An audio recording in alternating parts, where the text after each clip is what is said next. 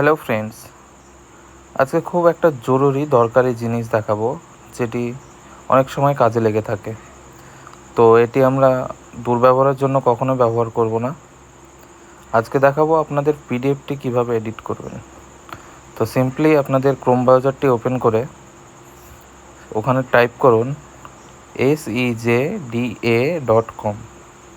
Search করার পর লিঙ্কটিতে click করে এই সাইটটি ওপেন করে নিন। এই সাইটটি ওপেন করার পর এডিট পিডিএফ ফাইল করে ক্লিক করুন। তারপরে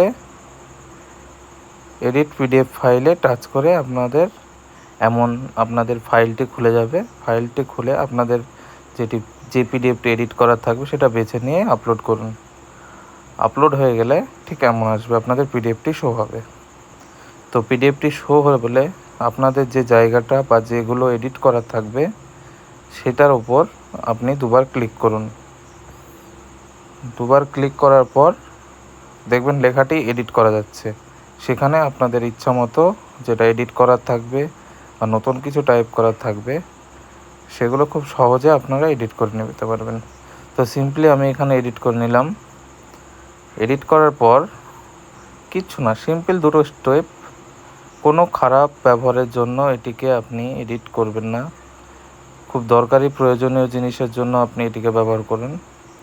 তো এটা করার পর অ্যাপ্লাই চেঞ্জ করলেই আপনাদের পিডিএফটি এডিট হয়ে রেডি। তো পিডিএফ ফাইলটি এডিট হওয়ার পর সেটাকে ডাউনলোড করার জন্য আপনারা ডাউনলোড বাটনে ক্লিক করলে আপনাদের পিডিএফ ফাইলটি কর্নারে দেখতে পাচ্ছেন ডাউনলোড হয়ে গেছে।